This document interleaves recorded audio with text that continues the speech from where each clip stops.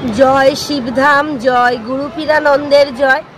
तो आजकेर गुरु पूर्णिमा उपलक्षे आमादेर गुरुदेवेर चरणे शत शत सहस्र कोटी प्रणाम। गुरु ब्रह्मा गुरु विष्णु गुरुदेव महेश्वर गुरु साक्षात् परम ब्रह्मा तस्मै श्री गुरुवे नमः। गुरुदेव छाड़ा जीवने चलार पथ अत्यंत कठिन।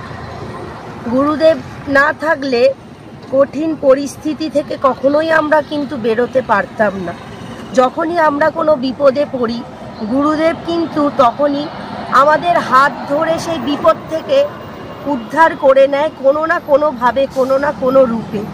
ताई गुरुदेवेर चरणे शत सहस्र कोटी प्रणाम जानालेও कम, कारण गुरुदेव छाड़ा जीवन बृथा। जादेर गुरु नेই तादेर जीवने विपद एले কিভাবে তারা উদ্ধার হয় আমি জানি না, কিন্তু যাদের জীবনে গুরু আছে তাদের কোনো বিপদ কখনোই ছুঁতে পারে না। গুরু ছাড়া কখনোই কোনো কিছু সম্ভব নয়। গুরু যার আছে সে যদি কোনো কঠিন বিপদেও পড়ে যায় গুরু কিন্তু তাকে ঠিক উদ্ধার করবে। কারণ আমাদের গুরুদেব গুরুপীরানন্দ একটি গল্প কিন্তু আমাদেরকে বলেছিল, সেটা আমরা প্রত্যেকেই জানি। সেই গল্পটি হচ্ছে যে একজন বাঘ ছিল আর একটা গরু ছিল। তো জঙ্গলে যখন গেছিল গরুটা বিপদের মুখে পড়ে গেছিল আর বাঘটাও তাকে যখন তার কাছে যখন ক্ষতি করতে তাকে এসছিল সে সময় সেও একটা গর্তের মধ্যে পড়ে গেছিল, এরকম সামথিং কিছু গুরুদেব বলেছিল। তো সেটাই আমি বলছি।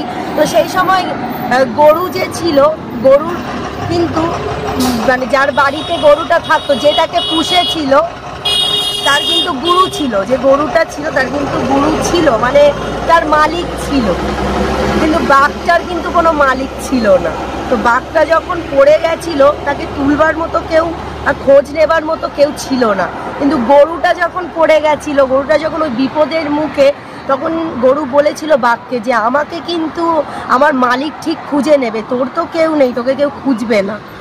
তো সেই সময় কিন্তু তার মালিক তাকে ঠিকই খুঁজে তাকে উদ্ধার করে নিয়ে চলে গেছিল, কিন্তু বাঘের ক্ষেত্রে কেউ ছিল না। তাই জন্যই গুরু প্রত্যেকের জীবনে থাকাটা খুবই দরকার। গুরুদেব যেটুকুই বলেছে সেটুকুই আমি তোমাদেরকে বলছি। গুরু না থাকলে জীবন বৃথা। গুরু না থাকলে জীবনে কোনো বিপদ থেকে সহজে মুক্তি পাওয়া সম্ভব হয় না।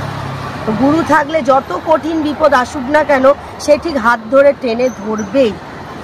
আমার সত্যি কথা বলতে আমি যখন প্রথম গুরু দীক্ষা নিয়েছিলাম শিবধামে, আমি অনেক আগে শিবধামে যাবার অনেক আগে আমি গুরু দীক্ষা নিয়েছিলাম, কিন্তু তখন আমাকে একজন গুরুমা ছিল, তিনি দীক্ষা দিয়েছিল, শুধু বলেছিল ওম নমঃ শিবায় মন্ত্র জপ করতে। কিন্তু তিনি যে দীক্ষাটা দিয়েছিল আমাদের শিবধামে যেরকম দীক্ষা দেওয়া হয় সেরকম দীক্ষা ছিল না সেটা। তিনি খুব জোরে জোরে সবার সামনেই এরকম একটা দীক্ষা দিয়েছিল। এবার আমরা তখন বিষয়টা বুঝতাম না। তো সেই সময় আমি কিন্তু বলতাম মহাদেবকেই গুরু রূপেই আমি মেনেছিলাম। তো ওম নমঃ শিবায় মন্ত্রটা কিন্তু আমি জপ করতাম। আর গুরু দীক্ষা নিলে যে গুরুর যে মন্ত্রটা আমাদের দেয় সেটা যে কাউকে বলতে নেই সে বিষয়ে কিন্তু আমার কোনো জ্ঞান ছিল না। শিবধামে আসার পরে কিন্তু আমি অনেক কিছু শিখেছি, অনেক কিছু জেনেছি এবং অনেক কিছু গুরুদেবের আশীর্বাদে আমি বুঝতে পেরেছি। তো আমাকে একদিন আমার দিদা দাদু যে ছিল, যাদের কথা আমি তোমাদেরকে বলেছিল যে অনুকূল ঠাকুরের দীক্ষা তুই নিয়ে নে। সেই সময় না আমার মন একদমই টানছিল না। সেই সময় আমি বলেছিলাম যে আমি নিলে মা কালী বা মহাদেবের যদি দীক্ষা হয় তাহলেই আমার খুব ইচ্ছা নেবা। আমার সবসময় খালি মনে হতো মহাদেবের দীক্ষা হলে খুব ভালো, আর যদি সেরকম না কিছু হয় তাহলে মায়ের দীক্ষা যদি পেতাম। তো সত্যি বলছি আজকে সেই ইচ্ছা আমার পূরণ হয়েছে যে আমি শিবধাম থেকে দীক্ষিত, মহাদেবের কাছ থেকে, শিবধাম থেকে, গুরুপীরানন্দের কাছ থেকে, মহাদেবের যিনি অবতার তার থেকে আমি দীক্ষিত হয়ে নিজের জীবনকে ধন্য মনে করি যে আমি গুরুপীরানন্দের মতো বা আমরা প্রত্যেকেই যারা শিবধামের ভক্ত গুরুপীরানন্দের মতো গুরুদেব যে পেয়েছি এটাই কিন্তু আমাদের পরম ও চরম সৌভাগ্য। শিবধামের চরণে শতকোটি প্রণাম, শতকোটি প্রণাম হলেও কম। কারণ শিবধাম না থাকলে আমাদের জীবন আমরা এইভাবে কখনো থাকতে পারতাম না, বা আমরা এইভাবে সুস্থ হতে কখনোই পারতাম না। সেই জন্য প্রত্যেকের জীবনে গুরু থাকাটা খুবই দরকার, গুরুদেব নিজেই বলেছে। তাই আমার যেটুকু বক্তব্য, আমি যেটুকু জানি সেটুকুই আমি আপনাদের সামনে আমি উপস্থাপন করলাম।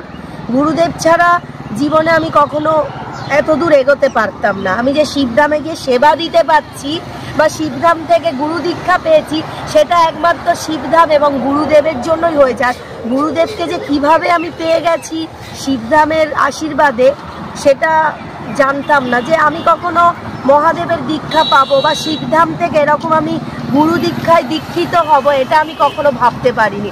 এটা যে আমার পূরণ হয়েছে, বা আমরা যারা যারা শিবের দীক্ষা চেয়েছিলাম আমাদের প্রত্যেকের কিন্তু এই ইচ্ছাটা পূর্ণ হয়েছে। তো গুরুদেবের চরণ ধরে প্রত্যেকেই থাকুন, আর যতই ঝড় ঝাপটা বিপদ কষ্ট যাই আসুক না কেন, শিবধামকে এবং গুরুদেবের চরণ ধরে থাকুন। গুরু যার থাকে তার কোনোদিন বিপদ হয় না। আর গুরুকে সবসময় আমাদের সম্মান করে মেনে চলা উচিত, গুরুকে গুরুর মতো মানা উচিত। এইটুকুই আমার বক্তব্য। জয় শিবধাম, জয় গুরুপীরানন্দের জয়। ওম নমঃ শিবায় শক্তিরূপে গুরুপীরানন্দম নমো। ওম নমঃ শিবায় শক্তিরূপে গুরুপীরানন্দম নমো।